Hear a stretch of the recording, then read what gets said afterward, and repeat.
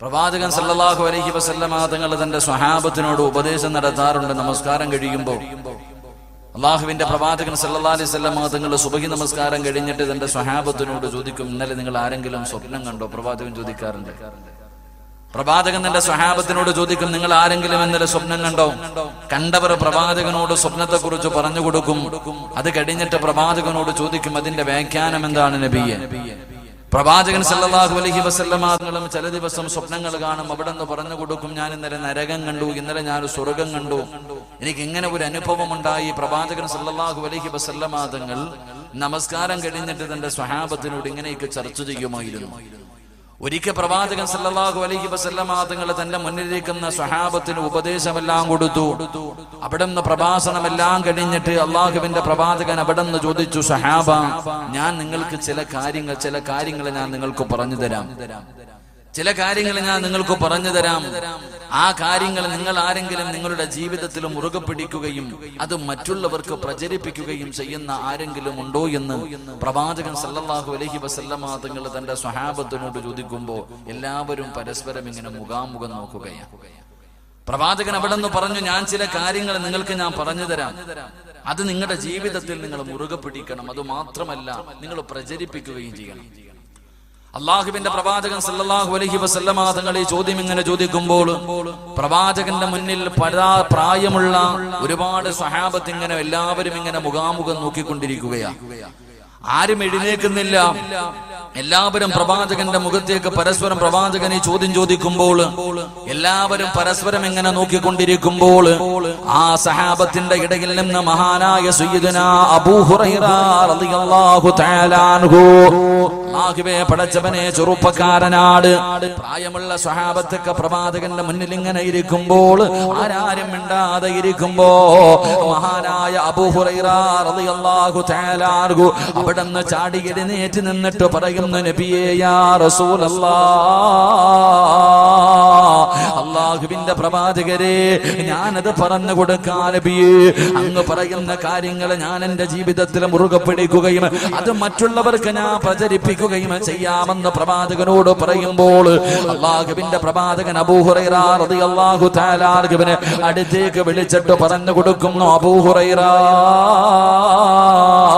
ഈ പറയുന്ന കാര്യങ്ങൾ നീ നിന്റെ ജീവിതത്തിൽ മുറുകെ പിടിക്കുകയും പ്രചരിപ്പിക്കുകയും ചെയ്താൽ നിന്റെ ദുനിയാവും ആഖിറവും നഷ്ടപ്പെടുമെന്ന് നബി മുഹമ്മദ് മുസ്തഫ സല്ലല്ലാഹു അലൈഹി വസല്ലമ തങ്ങൾ പറയുകയാണ്. എന്റെ പ്രിയമുള്ളവരെ, പ്രവാചകൻ പറഞ്ഞ ആ കാര്യങ്ങളാണ്, ആ രക്ഷയുടെ മാർഗമാണ് ഞാൻ നിങ്ങൾക്ക് ഇന്ന് പറഞ്ഞു തരുന്നത്. ഈ പറയുന്ന കാര്യങ്ങൾ എന്റെയും നിങ്ങളുടെയും ജീവിതത്തിൽ മുറുകെ പിടിക്കാൻ കഴിയുമോ? അറിയുന്നത്ര മറ്റുള്ളവർക്ക് പറഞ്ഞു കൊടുക്കാൻ കഴിയുമോ? എങ്കിലും നിന്റെ ദുനിയാവും ആഖിറവും രക്ഷപ്പെടും. നീയാണ് യഥാർത്ഥ വിജയം അല്ലാഹുവിന്റെ പ്രവാചകൻ അവിടെ നിന്ന് പറയുമ്പോൾ അല്ലാഹുവിന്റെ പ്രവാചകനോട് മഹാനായ അബൂ ഹുറൈറ റളിയല്ലാഹു തആല അൻഹു ചോദിക്കുന്നു, നബിയേ യാ റസൂലല്ലാഹ്,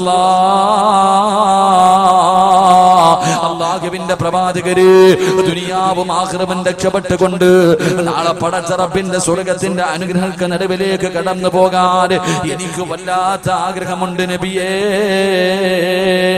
ആ രക്ഷയുടെ മാർഗമെന്ന് പറഞ്ഞു തരുമോ എന്ന് പറയുമ്പോൾ അല്ലാഹുവിന്റെ പ്രവാചകൻ അവിടെ നിന്നിങ്ങനെ എണ്ണി പറയുകയാണ്. അല്ലാഹുവിന്റെ റസൂൽ അവിടെ നിന്ന് തന്റെ സ്വഹാബത്തിനോട് അവിടെ നിന്ന് എണ്ണി പറഞ്ഞു കൊടുക്കുകയാ. എന്റെ പ്രിയമുള്ളവരെ, പ്രവാചകനെ പറയുന്ന കാര്യങ്ങള്, അല്ലാഹുവിന്റെ പ്രവാചകനെ പറഞ്ഞു തന്ന ഈ കാര്യങ്ങളുണ്ടല്ലോ, അല്ലാഹുവേ തലമുറകൾ കൈമാറി അല്ലാഹുവിന്റെ പ്രവാചകനതാ ഹജ്ജത്തുൽ വദാഇൽ വെച്ച് അല്ലാഹുവിന്റെ പ്രവാചകൻ ലക്ഷക്കണക്കിന് സ്വഹാബത്തിനോട് അവിടെ നിന്ന് പറഞ്ഞു, സ്വഹാബാ ബല്ലിഗ് അന്നീ വലൗ ആയാ, ഈ പറഞ്ഞ കാര്യങ്ങൾ മുഴുവനും ഇവിടെ ഇല്ലാത്തവർക്ക് നിങ്ങൾ എത്തിച്ചു കൊടുക്കണേ എന്ന് അല്ലാഹുവിന്റെ പ്രവാചകൻ 1400 വർഷങ്ങൾക്ക് മുമ്പ് ഹജ്ജത്തുൽ വദാഇൽ വെച്ച് അല്ലാഹുവിന്റെ പ്രവാചകൻ പറഞ്ഞപ്പോ അവരുടെ കുതിര ഏതു ഭാഗത്തേക്കാണോ നിന്നത് ആ ഭാഗത്തേക്ക് പടച്ചവനെ സ്വഹാബാക്കൾ കടന്നു ചെന്നു. എന്റെ പ്രിയമുള്ളവരെ, അങ്ങനെ കടന്ന് എന്നിലേക്ക് വന്ന ഇൽമാണ് ഞാൻ നിങ്ങൾക്ക് പറഞ്ഞു തരുന്നത്. അല്ലാഹു എനിക്കും നിങ്ങൾക്കും ജീവിതത്തിൽ പ്രാവർത്തികമാക്കാൻ, ഇതനുസരിക്കാനും പ്രചരിപ്പിക്കാനും പ്രചരിപ്പിക്കാനും അല്ലാഹു ഭാഗ്യം നൽകി അനുഗ്രഹിക്കുമാറാകട്ടെ. അല്ലാഹു ഭാഗ്യം നൽകി അനുഗ്രഹിക്കുമാറാകട്ടെ. അതുകൊണ്ട് രക്ഷയുടെ മാർഗം ഞാൻ നിങ്ങളുടെ കയ്യിലേക്ക് വെച്ച് തരാം. നിങ്ങളും ഇത് എന്ത് ചെയ്യണം? ജീവിതത്തിൽ അനുസരിക്കണം, പ്രചരിപ്പിക്കണം. അല്ലാഹു ഭാഗ്യം തരുമാറാകട്ടെ. അല്ലാഹു ഭാഗ്യം തരുമാറാകട്ടെ. ഉറക്കപ്പറ അല്ലാഹു ഭാഗ്യം തരുമാറാകട്ടെ. നേരെ ഇരിക്ക, കാലും കൈയൊക്കെ നീട്ടിയിരിക്കല്ലേപ്പാ. നേരെ ഇരിക്കപ്പാ. സ്വർഗമല്ലേ, സ്വർഗമല്ലേ. ഇവിടെ ഇരുന്ന് നീ അങ്ങ് മരിച്ചു പോയാലും നിനക്ക് സ്വർഗം കിട്ടുമെന്ന് നബി മുഹമ്മദ് മുസ്തഫ. ഉറക്കെ നബി മുഹമ്മദ് മുസ്തഫ.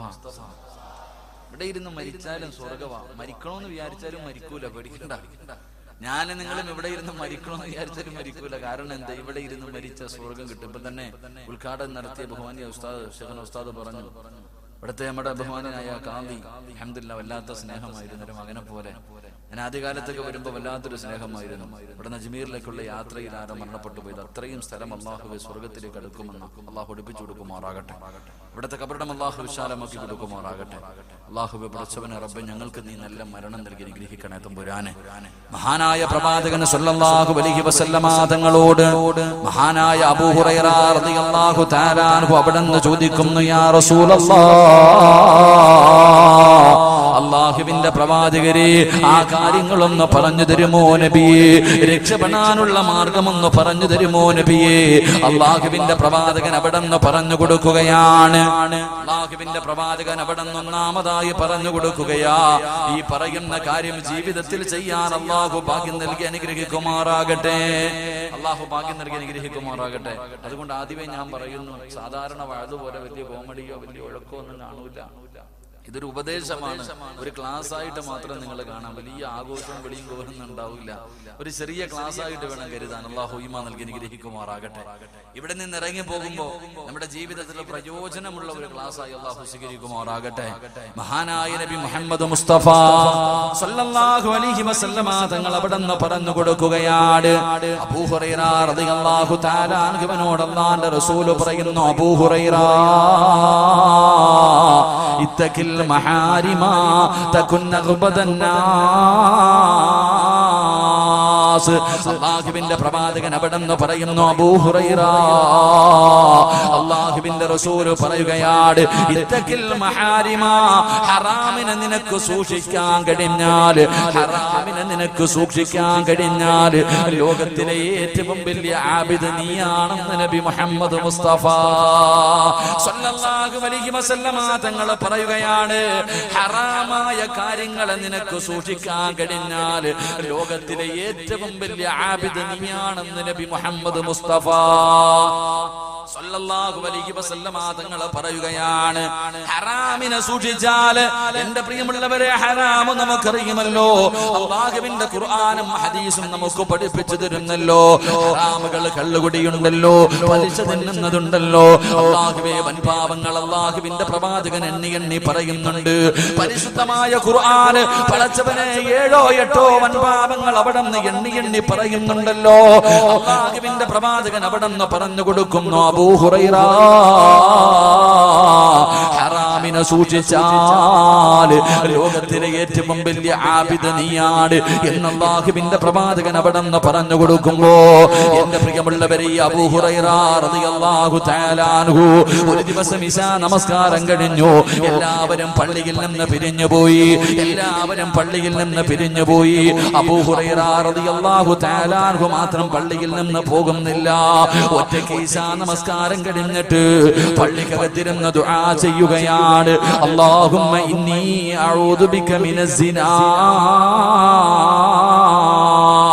എല്ലാവരും പള്ളിയിൽ നിന്ന് പിരിഞ്ഞു പോയപ്പോ അബൂ ഹുറൈറ റളിയല്ലാഹു തആല അൻഹു തന്റെ 95ാമത്തെ വയസ്സാണ്. തനിക്ക് 95 വയസ്സായി. ആ അബൂ ഹുറൈറ റളിയല്ലാഹു തആല അൻഹു പള്ളിക്കകത്തിരുന്ന് കൊണ്ട് ദുആ ചെയ്യുന്നു, റബ്ബേ, അല്ലാഹുമ്മ ഇന്നി അഊദു ബിക മിനസ് സിനാ. വ്യഭിചാരത്തെ തൊട്ട് നീ എന്നെ കാക്കണേ അല്ലാ. 95 വയസ്സുള്ള 95 വയസ്സുള്ള പടുംകിളവനായ അബൂ ഹുറൈറ റളിയല്ലാഹു തആല അൻഹു പള്ളിക്കകത്തിരുന്ന് കരഞ്ഞുകൊണ്ട് ദുആ ചെയ്യുന്നത് ഒരു ചെറുപ്പക്കാരൻ കാണുകയാണ്. ഒരു ചെറുപ്പക്കാരനായ സ്വഹാബി കാണുകയാണ്. അടുത്ത് ചെന്നിട്ട് അല്ലാഹുവേ ദുആ കിടന്ന് ഇറങ്ങി വരുന്ന അബൂ ഹുറൈറ റളിയല്ലാഹു തആല അൻഹുവിനോട് ആ ചെറുപ്പക്കാരൻ ചോദിച്ചു, തങ്ങളെ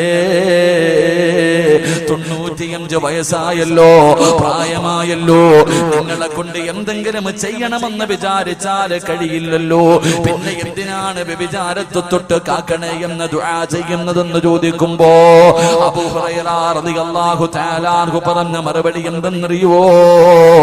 എനിക്കല്ലേ പ്രായമായത്, എനിക്കല്ലേ പ്രായമായുള്ളൂ, ശൈത്താന് പ്രായമായിട്ടില്ലല്ലോ.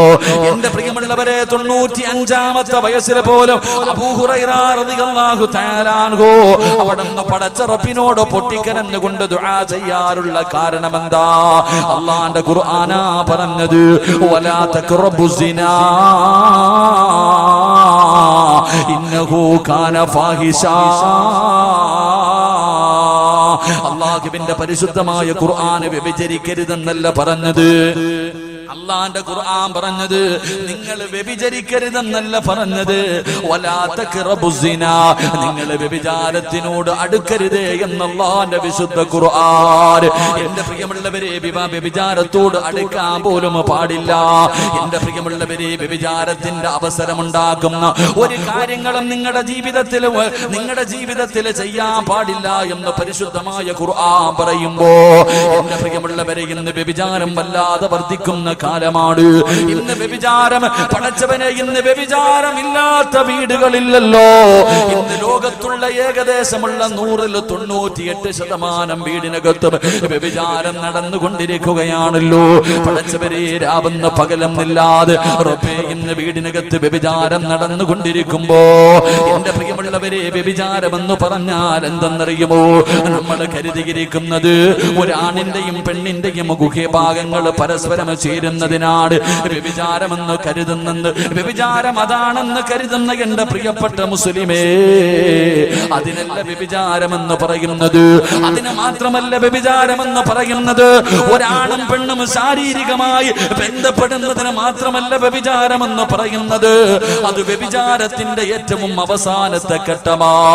അത് വ്യഭിചാരത്തിന്റെ ഏറ്റവും അവസാനത്തെ ഘട്ടമാ. അല്ലാഹുവിന്റെ റസൂൽ അവിടെന്ന് പറയുന്നു, സ്വഹാബാ, ശരീരത്തിന്റെ ഓരോ അവയവത്തിനും വ്യഭിചാരമുണ്ടെന്ന് നബി മുഹമ്മദ് മുസ്തഫ സല്ലല്ലാഹു അലൈഹി വസല്ലമ തങ്ങൾ പറയുകയാണ്. പ്രവാചകൻ പറഞ്ഞു, കണ്ണിന് വ്യഭിചാരമുണ്ട്, ചെവിക്ക് വ്യഭിചാരമുണ്ട്, നാവിന് വ്യഭിചാരമുണ്ട്, കൈയ്ക്ക് വ്യഭിചാരമുണ്ട്, കാലിന് വ്യഭിചാരമുണ്ട്, ഹൃദയത്തിന് വ്യഭിചാരമുണ്ട്. ആദമിന്റെ മക്കള് വ്യഭിചാരത്തിന്റെ കുറ്റം അവരുടെ മേൽ എഴുതപ്പെടുമെന്ന് അല്ലാഹുവിന്റെ പ്രവാചകൻ അവിടെന്ന് പറയുമ്പോ, എന്റെ പ്രിയപ്പെട്ട ചെറുപ്പക്കാരാ, കണ്ണിന്റെ വ്യഭിചാരം എന്തെന്നറിയുമോ? അല്ലാഹുവിന്റെ റസൂൽ പറയുകയാണ്, അബൂ ഹുറൈറ തങ്ങൾ പറഞ്ഞു കൊടുക്കുകയാ, കണ്ണിന്റെ വ്യഭിചാരം എന്തെന്നറിയോ? അല്ലാഹുവിന്റെ റസൂൽ പറയുന്നു, സ്വഹാബാ, ഹറാം കാണൽ കണ്ണിന്റെ വ്യഭിചാരമാണെന്ന് നബി മുഹമ്മദ് മുസ്തഫ സല്ലല്ലാഹു അലൈഹി വസല്ലമ തങ്ങൾ പറയുമ്പോ, ഇന്ന് ഏറ്റവും കൂടുതൽ വ്യഭിചാരം നടക്കുന്നത് ഏത് വഴിയിലൂടെ എന്നറിയുമോ? അല്ലാഹുവേ, മൊബൈലിലൂടെയാണ്. പാതിരാത്രി 9 മണിയായ എല്ലാവരും ഭക്ഷണം കഴിച്ചിട്ട് ഒരു വീടിന്റെ പല പല റൂമിനകത്തേക്ക് കിടക്കുകയാണ്. വാപ്പ ഒരു റൂമിലാണ്, ഉമ്മ ഒരു റൂമിലാണ്, മക്കൾ ഒരു റൂമിലാണ്.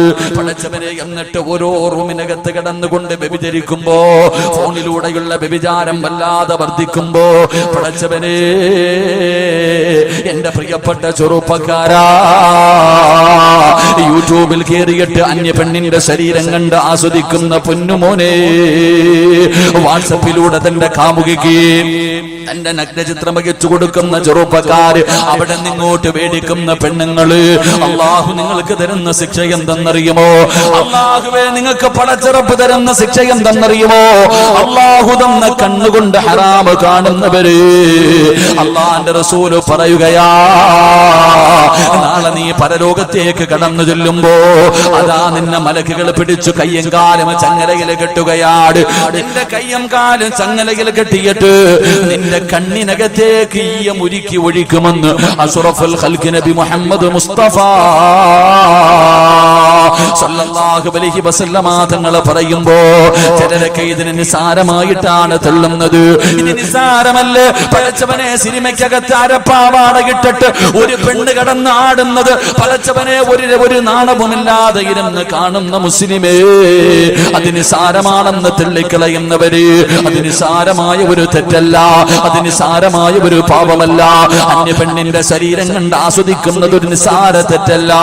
എന്റെ പ്രിയമുള്ളവരെ, അല്ലാഹുവിന്റെ പരിശുദ്ധമായ കഅബാലയമുണ്ടല്ലോ, അല്ലാഹുവിന്റെ വിശുദ്ധമായ കഅബാലയത്തിൽ പടച്ചവനെ ഒരു പണ്ഡിതൻ ഇങ്ങനെ തവാഫ് ചെയ്തുകൊണ്ടിരിക്കുമ്പോ, കഅബാലയത്തിന്റെ ചുറ്റുഭാഗത്ത് ഇങ്ങനെ തവാഫ് ചെയ്തുകൊണ്ടിരിക്കുമ്പോ ഒരു ചെറുപ്പക്കാരൻ കഅബയുടെ കില്ല പിടിച്ചിട്ട് കരഞ്ഞുകൊണ്ട് ദുആ ചെയ്യുകയാണ്.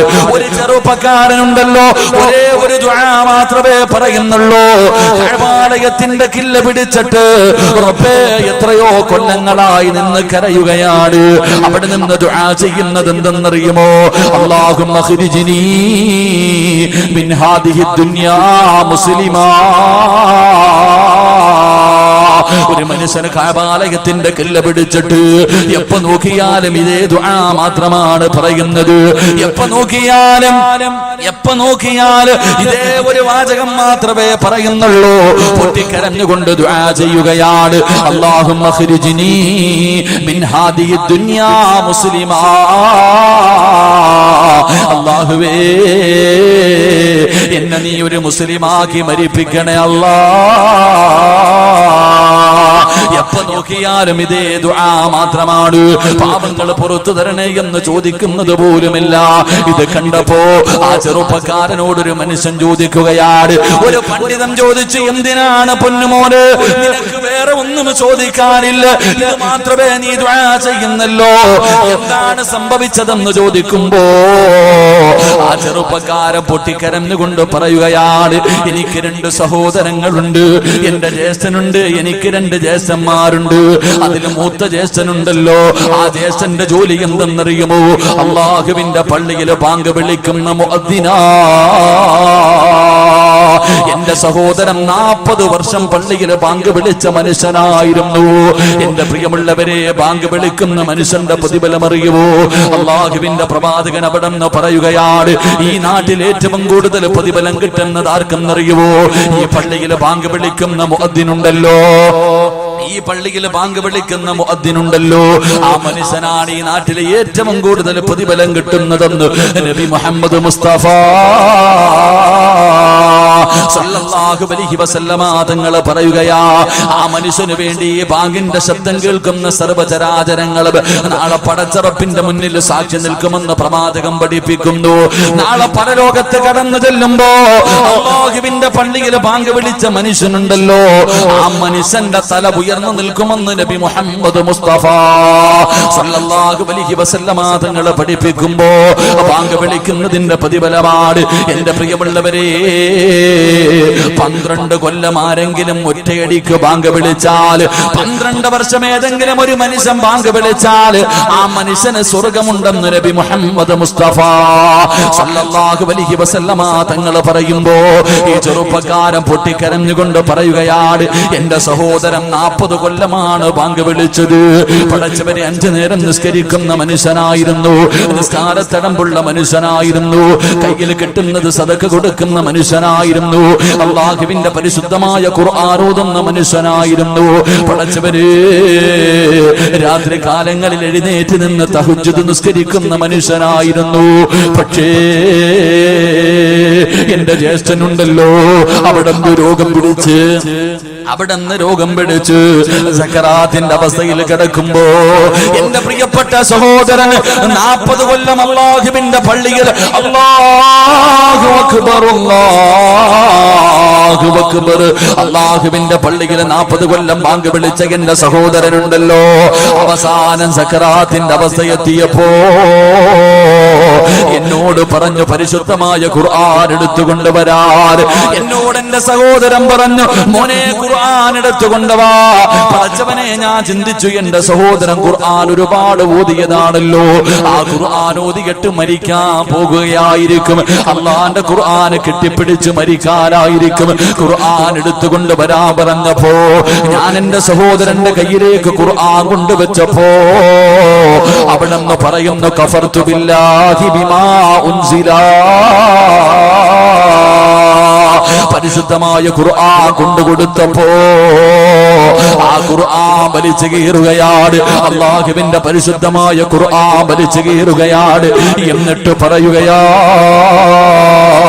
എനിക്ക് ഈ ഖുർആനിൽ വിശ്വാസമില്ല.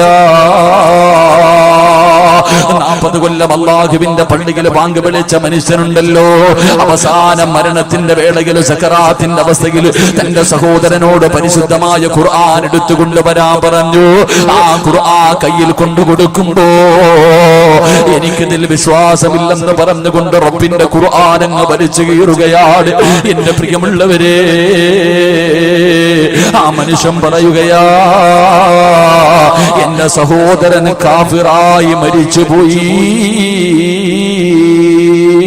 40 കൊല്ലം അല്ലാഹുവിന്റെ പള്ളിയിൽ ബാങ്ക് വിളിച്ച മനുഷ്യർ അവസാനം തന്റെ മരണമെടുത്തപ്പോ പരിശുദ്ധമായ ഖുർആൻ എനിക്ക് വിശ്വാസമില്ലെന്ന് പറഞ്ഞ് അത് വലിച്ചു കീറിയിട്ട് കാഫിറായിട്ടാണ് മരിച്ചുപോയത്. എന്നിട്ട് പറയുന്നു എന്റെ രണ്ടാമത്തെ സഹോദരനുണ്ടല്ലോ, അതേ പള്ളിയിൽ തന്നെയാണ് ബാങ്ക് വിളിച്ചത്. 10 വർഷം എന്റെ സഹോദരനും അവിടെ രണ്ടാമത്തെ സഹോദരനും 10 കൊല്ലം ആ പള്ളിയിൽ ബാങ്ക് വിളിച്ചു. അവസാനം എന്റെ സഹോദരനും മരണപ്പെട്ടത് കാഫിറായിട്ടാ. ഇപ്പൊ ആ പള്ളിയിൽ ബാങ്ക് വിളിക്കുന്നത് ഞാനാണ്, ഇപ്പോൾ ആ പള്ളിയിൽ ബാങ്ക് വിളിക്കുന്നത് ഞാനാണ്. എന്തിനാണ് ഞാൻ കഅബാലയത്തിന്റെ മുറ്റത്ത് വന്നിരുന്ന് ദുആ ചെയ്യുന്നതെന്നറിയുവോ? അല്ലാഹുവേ, എന്റെ സഹോദരന്മാർക്ക് വന്ന ഗതി എനിക്ക് തരല്ലേ അല്ലാ, ആ ഗതി എനിക്ക് വരല്ലേ അല്ലാ എന്നുകൊണ്ട് കഅബാലയത്തിന്റെ കില്ല പിടിച്ചിട്ട് കരയുന്ന ചെറുപ്പക്കാർ പടച്ചവരെ. ആ മനുഷ്യൻ ചോദിച്ചു, നിങ്ങളുടെ സഹോദരങ്ങൾക്ക് വല്ല ദുശീലവും ഉണ്ടായിരുന്നോ? നിന്റെ സഹോദരങ്ങൾക്ക് വല്ല ദുശീലവും ഉണ്ടായിരുന്നോ? ആ സമയത്ത് അവിടെന്ന് പറഞ്ഞ മറുപടി എന്തെന്നറിയുമോ? വഹുമായ നുറാനി ഔറാദുൻ നിസാ. പടച്ചവരെ, യതീംഖാനയുടെ മുന്നിൽ ഒരുമിച്ച് കൂടിയ മുസ്ലിമേ, നീ പറ, അല്ലാഹുവിന്റെ പള്ളിയിൽ 40 കൊല്ലം ബാങ്ക് വിളിച്ച മനുഷ്യൻ അല്ലാഹു കൊടുക്കുന്ന പ്രതിഫലം എന്താ? എത്ര നല്ല മനുഷ്യനാണ് പടച്ചവരെ, എത്ര നല്ല മനുഷ്യനാണ്. ആ മനുഷ്യൻ അല്ലാഹുവേ തഹജ്ജുദ് നിസ്കരിക്കുമായിരുന്നു, ഖുർആൻ ഓതുമായിരുന്നു, ദിക്റുകൾ പറയുമായിരുന്നു, സദഖകൾ കൊടുക്കുമായിരുന്നു. അല്ലാഹുവേ, ആ സൽക്കർമ്മങ്ങൾ ചെയ്തിരുന്ന മനുഷ്യർ അവസാനം കാഫിറായിട്ടാണ് മരിച്ചുപോയത്. അതിന്റെ കാരണം എന്തെന്ന് ചോദിക്കുമ്പോ 2 സഹോദരങ്ങൾക്കും ഒരു ദുശീലമുണ്ടായിരുന്നു. 2 സഹോദരങ്ങൾക്കും ഒരു ദുശീലമുണ്ടായിരുന്നു. എന്തേ ദുശീലമെന്നറിയോ? ഔറാദുൻ നിസാ, പെണ്ണുങ്ങളുടെ ഔറത്ത് കാണുന്ന ഒരു സ്വഭാവമുണ്ടായിരുന്നു. എന്റെ പ്രിയമുള്ളവരെ, 2 പേർക്കും അല്ലാഹുവേ ഒരേ ഒരു ദുശീലം, അന്യ പെണ്ണിന്റെ ഔറത്ത് കാണുന്നവരായിരുന്നു. എന്റെ പ്രിയമുള്ളവരെ, ഞാനും നിങ്ങളും ഒന്ന് ചിന്തിച്ചു നോക്ക്. പടച്ചവനെ, നമുക്കും ആ സ്വഭാവമുണ്ടല്ലോ. ഞാനും നിങ്ങളും ഹറാമ കാണുന്നവരാണല്ലോ, സിനിമ കാണുന്നവരാണല്ലോ, സീരിയൽ കാണുന്നവരാണല്ലോ, അന്യ പെണ്ണിന്റെ ശരീരം കണ്ട് ആസ്വദിക്കുന്നവരാണല്ലോ. എന്റെ പ്രിയപ്പെട്ട ചെറുപ്പക്കാരാ, പാതിരാത്രി തന്റെ പ്രിയപ്പെട്ട കാമുകിയതാ നഗ്നചിത്രം അയച്ചു തരുമ്പോ നീ കാണുന്നവനല്ലേ, നീ ഷെയർ ചെയ്യുന്നവനല്ലേ, IMOയിലൂടെ നിന്റെ പ്രിയപ്പെട്ട കാമുകിയെ കാണുന്നവനല്ലേ. എന്റെ പ്രിയപ്പെട്ട പെങ്ങള്, നിസ്കാരമുണ്ടെങ്കിലും നീ ഖുർആൻ ഓതുമെങ്കിലും സ്വലാത്ത് പറയുമെങ്കിലും സൽക്കർമ്മങ്ങൾ ചെയ്യുമെങ്കിലും ഇങ്ങനെ ഒരു ദുശീലം നിനക്കുണ്ടോ? അല്ലാഹുവേ, മഗ്രിബിന്റെ സമയത്ത് ടിവിയുടെ ഫ്രണ്ടിലിരുന്നിട്ട് അന്യപുരുഷന്റെ ഔറത്ത് കണ്ട് ആസ്വദിക്കുന്ന പെണ്ണ്, പടച്ചവരെ, അവസാന പരിശുദ്ധമായ ഖുർആൻ വലിച്ചു കയറി കളഞ്ഞിട്ട് ആഫിറായി ചത്തുപോയെന്ന് ചരിത്രം പഠിപ്പിക്കുമ്പോ അല്ലാഹുവിന്റെ പ്രവാചകൻ പറയുകയാണ്, അബൂ ഹുറൈറ തങ്ങൾ പറഞ്ഞു തരികയാ, കണ്ണിന്റെ വ്യഭിചാരം എന്തെന്നറിയുമോ? കണ്ണിന്റെ വ്യഭിചാരം എന്തെന്നറിയുമോ?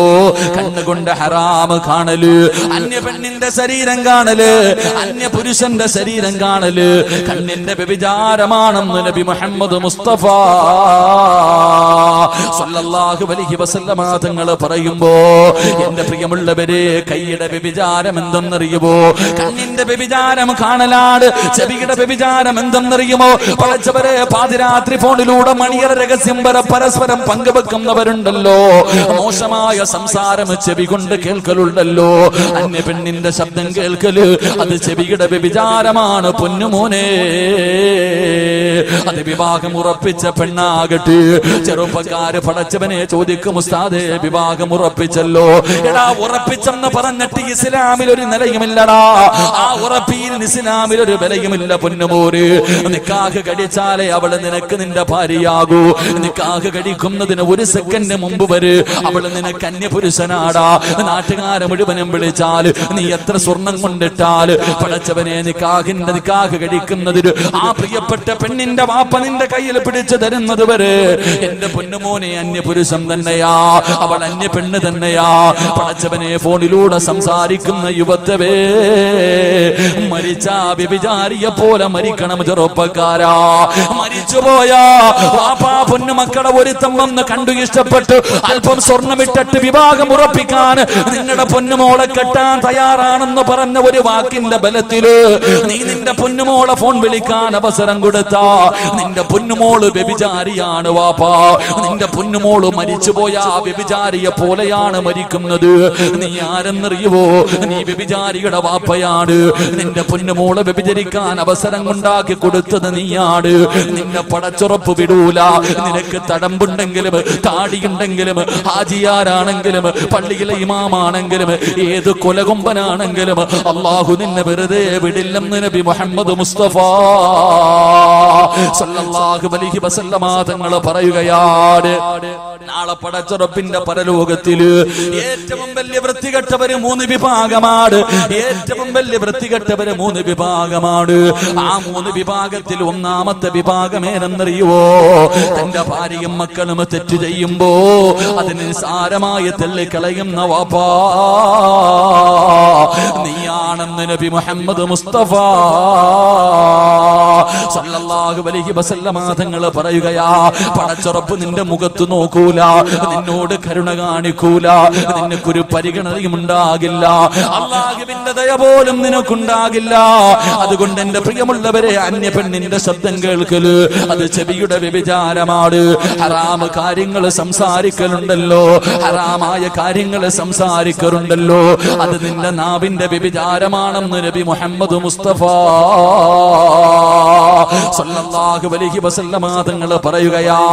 നാവ് കൊണ്ട് മോശമായ സെക്സ് ഉണ്ടാക്കുന്ന സംസാരങ്ങൾ സംസാരിക്കുന്നവരല്ലേ പടച്ചവരെ, ഇന്ന് ശരീരത്തിന്റെ വ്യഭിചാരം അല്ലാഹുവിന്റെ പ്രവാചകൻ അവിടെന്ന് പറയുകയാണ്.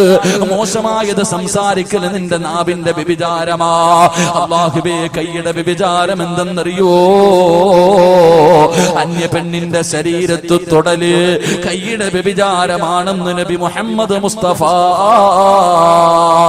സല്ലല്ലാഹു അലൈഹി വസല്ലമ തങ്ങൾ പറയുമ്പോ, കല്യാണ വീട്ടിലേക്ക് കടന്നു ചെല്ലുമ്പോ ഒരുപാട് തിരക്കുകൾ ഉണ്ടാകുമ്പോ, ബസ്സിനകത്ത് യാത്ര ചെയ്യുമ്പോ പടച്ചവനെ, ചിലർ കന്യ പെണ്ണുങ്ങളുടെ ശരീരത്തൊന്ന് തടകുന്നത്, ഒന്ന് തൊടുന്നത് വല്ലാത്ത ഇഷ്ടമാണ്. എങ്കിൽ അല്ലാഹുവിന്റെ റസൂല് പറയുന്ന, ചെറുപ്പക്കാരാ, അന്യ ഒരു പെണ്ണിന്റെ ശരീരത്ത് തൊടുന്നതിനെക്കാളും നല്ലതെന്നറിയുവോ? ഏതെങ്കിലും ഒരു അന്യ പെണ്ണിന്റെ ശരീരത്ത്, ഏതെങ്കിലും ഏതെങ്കിലും ഒരു അന്യ ചെറുപ്പക്കാരന്റെ ശരീരത്ത് നിങ്ങൾക്ക് ആർക്കെങ്കിലും തൊടണമെന്ന് ആഗ്രഹമുണ്ടായാൽ അവളെ തൊടുന്നതിനേക്കാളും നല്ലതെന്തെന്നറിയുവോ? അന്യ ഒരു പെണ്ണിന്റെ ശരീരത്ത് തൊടുന്നതിനേക്കാൾ ഏറ്റവും നല്ലതെന്തെന്നറിയുവോ? കാഷ്ടത്തിൽ കിടക്കുന്ന പന്നിയുണ്ടല്ലോ, തൊട്ടാൽ 7 വെള്ളത്തിൽ കഴുകണമെന്ന് പറയുന്ന നീ പറിച്ചവര്, ആ പേര് തന്നെ നിനക്ക് വല്ലാത്ത അലർജിയാണല്ലോ. അല്ലാഹുവിന്റെ പ്രവാചകൻ പറയുകയാണ്, അന്യ ഒരു പെണ്ണിന്റെ ശരീരത്ത് തൊടുന്നതിനേക്കാളും നല്ലത് കാഷ്ടത്തിൽ കിടക്കുന്ന പന്നിയെ കെട്ടിപ്പിടിച്ച് കിടക്കലാണ് നല്ലതെന്ന് നബി മുഹമ്മദ് മുസ്തഫ സല്ലല്ലാഹു അലൈഹി വസല്ലമ തങ്ങൾ പറയുകയാ, പന്നിയെ കെട്ടിപ്പിടിച്ച് കിടന്നാൽ കഴുകിയാ പോകുമല്ലോ. പന്നിയെ കെട്ടിപ്പിടിച്ച് കിടന്നാൽ കഴുകിയാൽ അത് പോകുമല്ലോ. പക്ഷേ അന്യ പെണ്ണിന്റെ ശരീരത്ത് തൊട്ടാൽ അത് പാപമാണ് ചെറുപ്പക്കാരാ. മഹാനായ സയ്യിദുനാ ഉമർ ഇബ്നുൽ ഖത്താബ് റളിയല്ലാഹു തആല അൻഹു രാജ്യം ഭരിക്കുമ്പോ പടച്ചവനെ ഒരു ചെറുപ്പക്കാരൻ ഉണ്ടായിരുന്നു. പള്ളിയിലെ 1ാമത്തെ സഫിലാണ് ഇരിക്കുന്നത്. എപ്പോ നോക്കിയാലും പള്ളിയിലാണ്. ഉമർ റളിയല്ലാഹു തആല അൻഹുവിന് ചെറുപ്പക്കാരനെ വല്ലാത്ത ഇഷ്ടമാ. എന്റെ പ്രിയമുള്ളവരെ, ഒരു ദിവസം നമസ്കാരം കഴിഞ്ഞ് തന്റെ വീട്ടിലേക്ക്, ഇശാ നമസ്കാരം കഴിഞ്ഞ് വീട്ടിലേക്ക് നടന്നു പോകുമ്പോ ഒരു സുന്ദരിയായ പെണ്ണ് കേറി പിടിക്കുകയാ. കാണാനടകുള്ള യുവത്വത്തിന്റെ നടുവിലൂടെ നടന്നു പോകുന്ന ഈ ചെറുപ്പക്കാരനെ ഒരു സുന്ദരിയായ പെണ്ണ് കേറി പിടിക്കുകയാണ്. അവിടുന്ന് പറയുന്നു, ചെറുപ്പക്കാരാ, എന്റെ ആഗ്രഹമൊന്ന് സാധിച്ചു തരുവോ ചെറുപ്പക്കാരാ? ആരും കാണില്ല, ആരും കാണില്ല. ഒരു പ്രാവശ്യം എന്റെ ആഗ്രഹമൊന്ന് സാധിച്ചു തരുവോ എന്ന് ഒരു പെണ്ണ് തന്റെ ശരീരത്തിലേക്ക് ഒരു ചെറുപ്പക്കാരനെ പിടിച്ചു നിർത്തിയിരിക്കുകയാണ്. കെട്ടിപ്പിടിച്ചിട്ട് ചോദിക്കുമ്പോ, അല്ലാഹുവേ, ഒരു പെണ്ണിന്റെ ശരീരത്ത് ഞാൻ തൊട്ടുപോയല്ലോ റബ്ബേ, ഖസറ ദുനിയാ വൽ ആഖിറ, എന്റെ ദുനിയാവും ആഖിറവും നഷ്ടപ്പെട്ടു പോയല്ലോ റബ്ബേ. നാളെ ഞാൻ പടച്ച റബ്ബിന്റെ കോടതിയിൽ ഇതിന് മറുപടി പറയേണ്ടി വരുമല്ലോ അല്ലാ. ഒരു സുന്ദരിയായ പെണ്ണ് പാതിരാത്രി തന്റെ ശരീരത്തിലേക്ക് ചേർത്ത് പിടിച്ചിട്ട്, അവിടെ എന്റെ ആഗ്രഹമൊന്ന് സാധിച്ചു തരുവോ, ഒരാളും കാണില്ല എന്ന് പറഞ്ഞ് യാചിക്കുമ്പോ ആ ചെറുപ്പക്കാരൻ പേടിച്ച് തളർന്നു വീഴുകയാ. പടച്ച റബ്ബിനെ കുറിച്ചുള്ള പേടി കാരണം ആ ചെറുപ്പക്കാരൻ തളർന്നു വീഴുകയാണ്. റബ്ബേ, ഏതോ വഴിയാത്രക്കാരെടുത്തുകൊണ്ട് ആ പൊന്നുമോനെ വീട്ടിലേക്ക് കൊണ്ടുപോയി. ആ പൊന്നുമോനെ വീടിനകത്തേക്ക് കൊണ്ടുപോയി തന്റെ പ്രിയപ്പെട്ട വാപ്പാന്റെ മുന്നിൽ പൊന്നുമോനെ കൊണ്ടുവെക്കുമ്പോ അവിടെ നിന്ന് ബോധം തിരിച്ചു വന്നപ്പോ വാപ്പ ചോദിക്കുന്നു, മോനെ എന്താണ് സംഭവിച്ചതെന്ന് ചോദിക്കുമ്പോ കരഞ്ഞുകൊണ്ട് പറയുന്നു, വാപ്പാ, ഒരു പെണ്ണെന്നെ കേറി പിടിച്ചു വാപ്പാ. എന്റെ ശരീരം ആ പെണ്ണിന്റെ ശരീരവുമായി സ്പർശിച്ചു വാപ്പാ. എനിക്ക് അല്ലാഹു ശിക്ഷ തരുവോ, അതോ പേടിച്ച് പിന്മാറിയതിന് പകരം പ്രതിഫലമാണോ തരുന്നത്? പ്രിയപ്പെട്ട വാപ്പയോട് പൊന്നുമകനെ കരഞ്ഞുകൊണ്ട് ചോദിക്കുകയാണ്. എന്റെ പ്രിയമുള്ളവരെ, അവിടെ നിന്ന് പറഞ്ഞു ഉമർ ഇബ്നുൽ ഖത്താബ് തങ്ങളോട് പോയി ചോദിക്കുക വാപ്പാ. അവസാനം തന്റെ പ്രിയപ്പെട്ട പൊന്നുമോര് പറയുമ്പോ അവസാനം ഉമർ ഇബ്നുൽ ഖത്താബ് റളിയല്ലാഹു തആല അൻഹുവിന്റെ അടുക്കൽ പോയി കാര്യങ്ങൾ മുഴുവനും പറഞ്ഞിട്ട് തിരിച്ചു വരുമ്പോ സുബ്ഹാനല്ലാഹ്, നെഞ്ചു പൊട്ടിയിട്ട് മരിച്ചു പോയടാ ചെറുപ്പക്കാരാ. അങ്ങോട്ടൊരു പെണ്ണിനെ കേറി പിടിച്ചതല്ല, അങ്ങോട്ടൊരു പെണ്ണിനെ കയറി പിടിച്ചതല്ല, ഒരു പെണ്ണിങ്ങോട്ട് കയറി പിടിച്ചതാണ്. ഒരു പെണ്ണിങ്ങോട്ട് കയറി പിടിച്ചതാ. പക്ഷേ ഇങ്ങോട്ട് പിടിച്ചപ്പോ പോലും അല്ലാഹുവേ, അവിടെ നിന്ന് പേടിച്ചിട്ട് ബോധം നഷ്ടപ്പെട്ടു പോവുകയാണ്.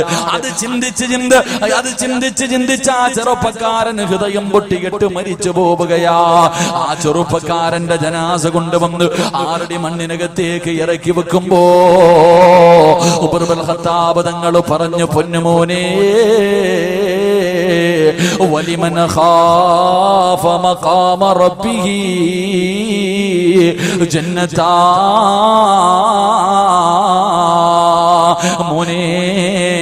ഒരു തെറ്റ് ചെയ്യാൻ അവസരം കിട്ടിയപ്പോ പടച്ചറപ്പിനെ കുറിച്ച് പേടിച്ചിട്ട് മാറിയ പൊന്നുമോനെ,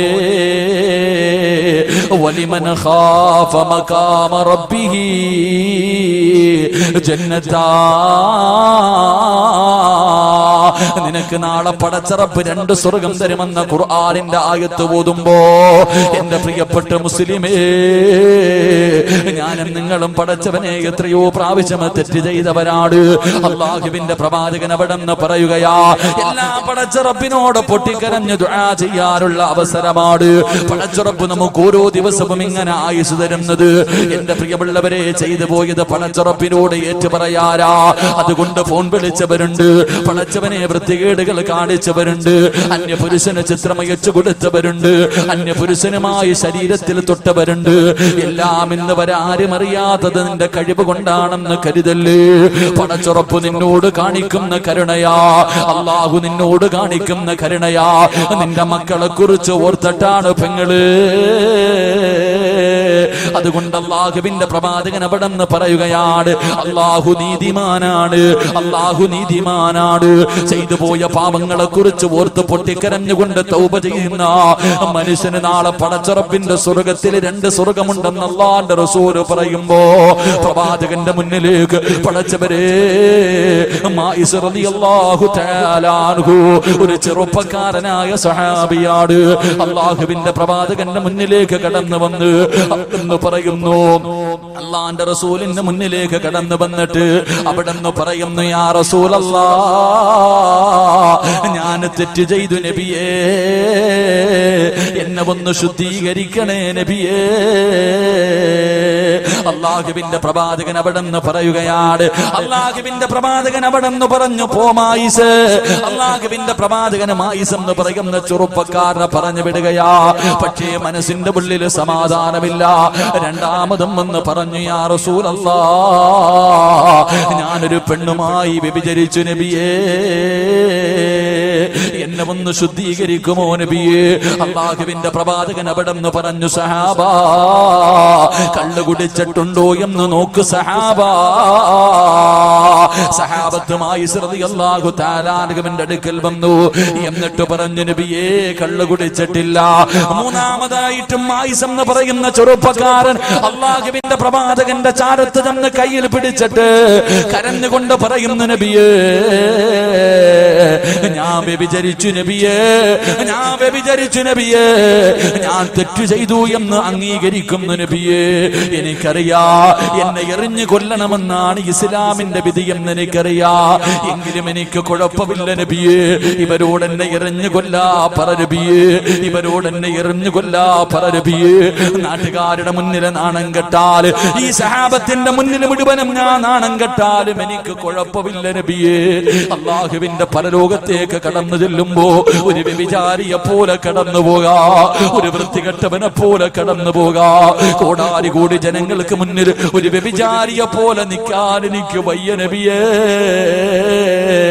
അങ്ങല്ലേ പറഞ്ഞത്, അങ്ങല്ലേ പറഞ്ഞത്, ഒരു തെറ്റിന്റെ പേരിൽ അല്ലാഹു 2 പ്രാവശ്യം ശിക്ഷിക്കില്ല എന്ന്. അതുകൊണ്ട് എന്നെ എറിഞ്ഞു കൊല്ലാ പറ നബിയേ. അല്ലാഹുവിന്റെ പ്രവാചകർ മനസ്സില്ലാ മനസ്സോടെ പറഞ്ഞു, സഹാബാ, എറിഞ്ഞു കൊല്ലു സഹാബാ.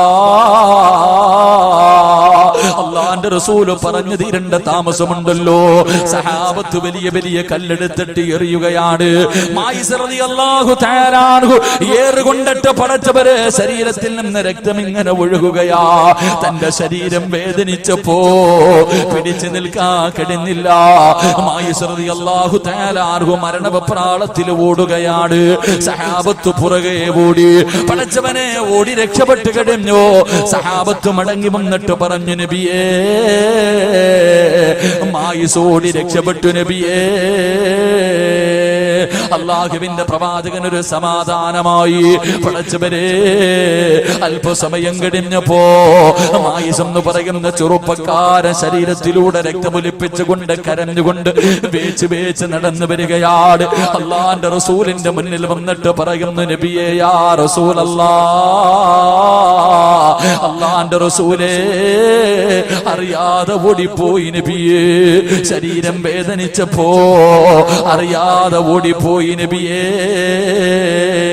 അതുകൊണ്ട് സ്വഹാബത്തിനോടൊരു കുഴി കുത്താൻ പറ, ഒരു കുഴി കുടിച്ചിട്ട് എന്നെ അതിനകത്ത് ഇറക്കി നിർത്തിയിട്ട് എന്റെ കയ്യും കാലം കെട്ടികെട്ടി എറിയാ പറ നബിയേ. ഓടണമെന്ന് വിചാരിച്ചാൽ എനിക്കോടാറ് കഴിയില്ലല്ലോ നബിയേ. എന്റെ പ്രിയമുള്ളവരെ, അവസാനം